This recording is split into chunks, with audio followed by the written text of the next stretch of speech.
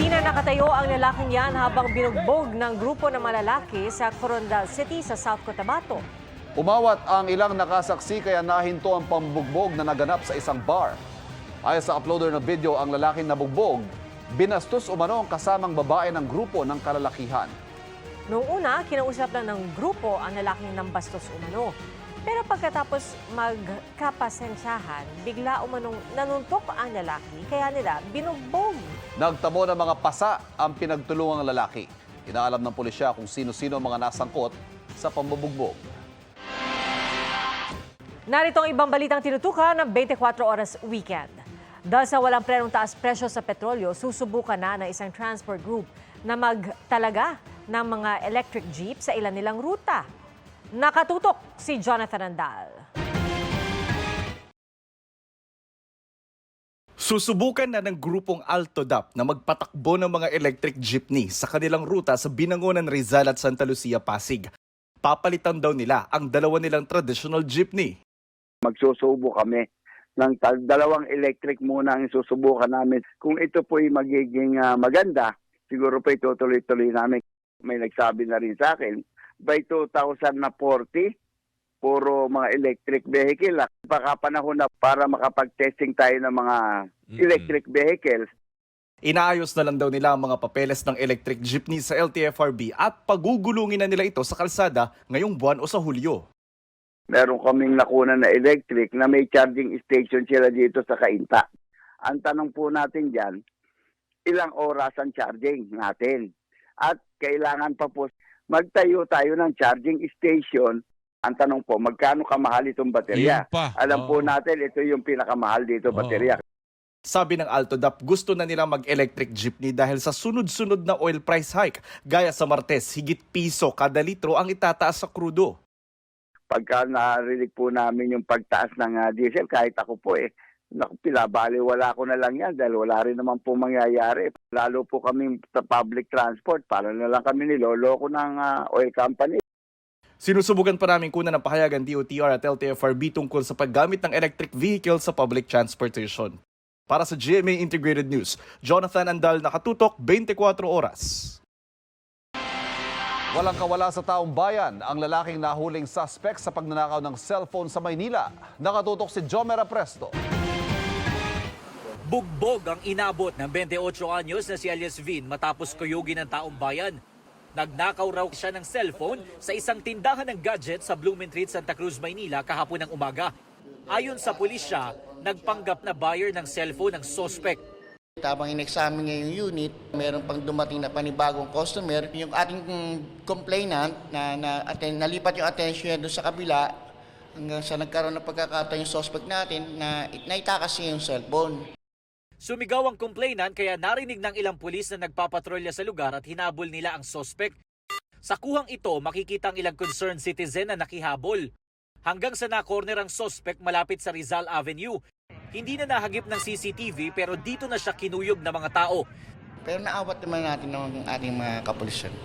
Na-recover sa kanya yung unit na nagkakalaga ng 5,500. Sabi ng suspect, dati raw siyang tindero ng baboy pero mahigit isang buwan nang walang trabaho. Humihingi naman ng tawad ang suspect sa kanyang nagawa. Nagganap din naman po ako ng trabaho kaso wala na po akong mahanap kaya no choice na lang at nagbibisyo din po kasi ako kaya... Anong bisyo mo? Ano po, droga kaya ako nagawa yun. Tao rin po ako Hindi naman po ako perfect na tao. Mahaharap siya sa reklamong robbery. Inaalam pa ng pulisya kung may iba pang kaso na kinasasangkutan ng suspect. Para sa GMA Integrated News, Jomer Apresto, nakatutok 24 oras. Pinagsisira ng mga otoridad ang mahigit 100 milyong pisong halaga ng mga baterya ng sasakyan. Substandard umano ang mga ito at iligal na ibinebenta ng mura. Nakatutok si Darlene Kai. Isa-isang pinukpok, nilagari at Pinira-piraso ang mga lead-acid storage battery na ito sa isang materials recovery facility sa Valenzuela. Katuwang ng mga taga-Department of Trade and Industry o DTI ang mga tauhan ng pasilidad sa pagsira sa mahigit 21,000 na bateryang ginagamit sa iba't ibang klase ng sasakyan. Substandard at iligal na ibinibenta raw ang mga bateryang nagkakahalaga ng mahigit 110 million pesos dahil hindi pumasa sa anumang pagsusuri. On the spot, pag nag-inspection tayo at nakita na walang ICC or PS markings, no, yung at may violation covered ng mandatory certification natin, on the spot po tayong nag-e-enforce at kino-confiscate at tinatali yung mga produkto na to. Mas mura raw ng 10 hanggang 20% ang mga bateryang ito kumpara sa mga dekalidad at legal na ibinibenta.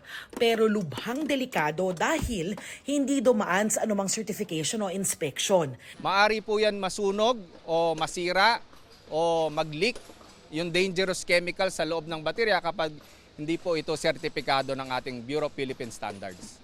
Iniimbestigahan pa raw ng DTI kung saang bansa galing ang mga substandard na bateryang illegal na nakapasok sa bansa.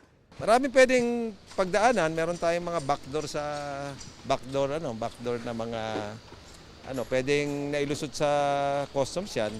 Pero kasi malamang kung lehitimong nakapasok yan dito at imported yan, kailangan ng may kumuha ng import permit sa DTI yan para magkaroon ng ICC. Sinampahan ng reklamong paglabag sa Product Standards Law at pinagmulta ng kabuang mahigit 4 na milyong piso ang kumpanyang nahulihan ng mga baterya.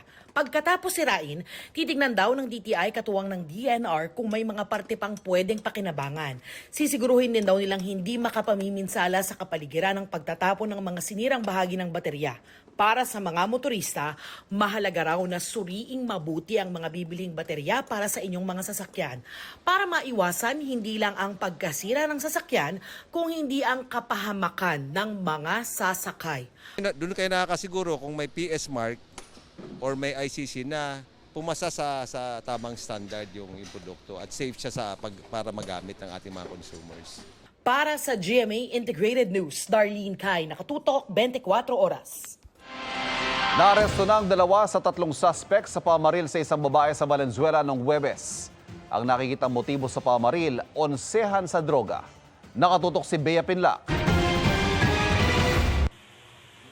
Walang habas na pinagbabaril ng lalaking angkas ng motorsiklo ang babaeng ito na naghihintay sa tabing kalsada sa Barangay Marulas, Valenzuela noong Huwebes ng hapon. Tumakas ang riding in tandem at iniwang wala ng buhay ang 34 anyos na biktima. Sa investigasyon at backtracking ng pulisya, hindi lang palang 2 sakay ng motor ang sangkot sa pamamaril. Naaresto sa Barangay Marulas kagabi ang 33 anyos na si alias Junjun, nakasabwat umano sa krimen. Talagang onsehan sa droga itong dahilan kung bakit pinaslang itong ating biktima. Binigyan siya ng droga na para ipagbenta. So, ang problema nga niya, hindi niya na-remit yung kabayaran doon sa droga na yun. Ayon sa pulisya, si Junjun ang nagturo sa kinaroroonan ng riding in tandem. Nahuli sa Barangay Kanumay West ang 36 anyos na nagmamaneho ng motor na si alias Charlie. Pero ang gunman, nakatakas at tinutugis pa ng pulisya. Based doon sa ating investigation, itong ating biktima ay merong inutang na halagang 25,000 dito sa ating mga suspect. That's why ito nga yung naging kabayaran niya. Itinanggi naman ng mga suspect ang reklamo. Magkasama lang po kami. Naglalakad. May ginawa lang po kami dalawa. Kumain lang po kami sa bahay. Wala po akong alam sa mga binibintang nila. Hindi nga po ako marunong magmotor eh. Aminado silang gumagamit ng illegal na droga, pero hindi raw sila nagbebenta nito. Reklamong murder ang kinakaharap ng mga suspect na nakakulong sa custodial facility ng Valenzuela City Police Station. Para sa GMA Integrated News, Bea Pinlac, nakatutok 24 oras. Sa mga nagbabalak mag-Taiwan, i-book nyo na yan. Muling in-extend na 1 taon ang visa-free entry roon para sa mga turistang Pilipino. Inanunsyo po yan ng Minister of Foreign Affairs ng Taiwan kasabay ng pagdiriwang ng Independence Day ng Pilipinas sa Taipei. Layan daw nitong palalimin pa ang ugnayan ng Taiwan at ng Pilipinas. Noong nakaraang taon, mahigit 400,000 Pilipino ang namasyal sa Taiwan. Nasa 160,000 OFW ang nagtatrabaho roon. Umaasa rin ang mga opisyal ng Taiwan na maging visa-free rin ang pagpunta nila sa Pilipinas.